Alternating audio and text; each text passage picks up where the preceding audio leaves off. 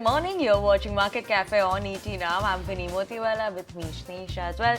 Snee, a very good morning. Happy Friday is what we are celebrating for the weekend, but markets, I don't think they will be celebrating that. We've seen a sharp fall coming in the global markets, and especially in terms of data points that are coming in from the US. It's not anything exciting. Absolutely, right? Vinny. So, like you summed it up, lots to watch out for, especially when it comes to the US markets. Because yesterday, remember when we were talking about the US markets, we had seen some sharp rally coming in. You had Nasdaq that was up 3%, and as of now, if you take a look at what these indices did yesterday and how they've closed, deeply under pressure is where all three of the benchmark indices of the US markets have closed. Let me take you through what they did yesterday. The Dow Jones 1.2% lower, almost a 500-point cut coming over there. S&P 500 1.4 lower, 1.4% lower again, 75-point cut. But well, the real loser yesterday, Nasdaq, 2.3% lower was where the Nasdaq was, a 400-point cut coming in on that front as well. Now, when you even take a look at the futures and what the futures were up to, you had the US stock futures. They slid last night as traders considered fresh results from Amazon and Intel. We'll be telling you more about this later as well. Investors also looked ahead of July's payrolls report and after hours trading. Intel cratered nearly 20% after announcing weak guidance.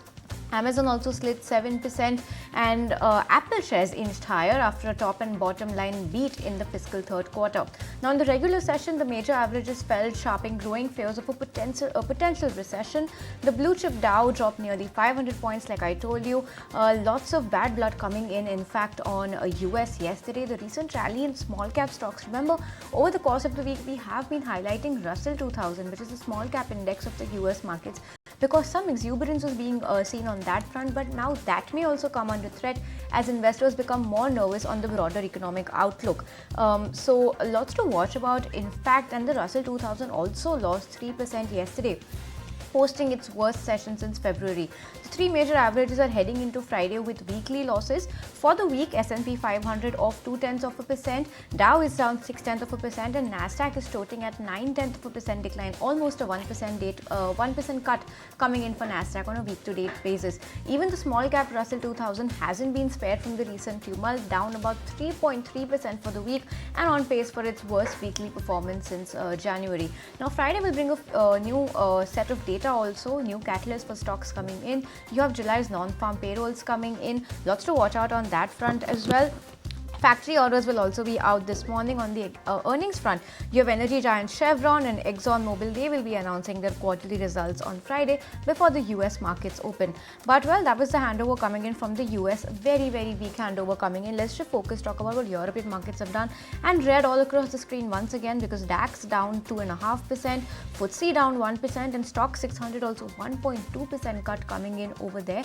And that you can actually even see from the Nifty implied open, because very weak global handover coming in, a 210-point cut. Remember, yesterday, first time above 25,000 at 25,100 was where the gift Nifty was at this time. As of now, at 24,820. So, well, lots of weakness being seen from the global handover, expected to spill over to our markets as well, Vinny. But that was on the equity front, Vinny, for the US and the European markets. Also take us through what crude and oil have done. Absolutely. I want to highlight something in terms of the equity front as well in the US markets. Now, what concern has been going around also for a while is, chip maker stocks. They have been a bit wary of, or something that we're seeing a fall coming in. And yesterday, US chip stocks also plummeted because, and one of the worst days that they saw coming in since 2020, after ARM Holding, which is a chip company, actually highlighted that there may be concerns in terms of overall the forecast that they gave, the worries in terms of spendings from AI computing companies like Microsoft, Amazon, Alphabet, Meta. That could be slower than one is expecting. So yes, the impact that could come in terms of the guidance that they've given as well, and that is why a bit of a worry there. But let's move on, and like you were saying, also talking about the commodity front. So whether you look at it in terms of gold or even crude oil prices. Now today, when you're looking at Brent crude oil prices, it's up almost 0.5%. Brent crude oil just below that $80 per barrel mark right now.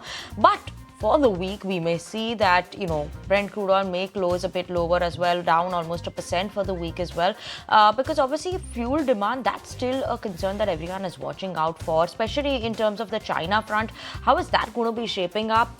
Because data points from China also haven't been too exciting so far. So that is something that one is watching out for in terms of the demand that is coming in for fuel and where the prices will be moving on, because June data for China wasn't as good as one was expecting.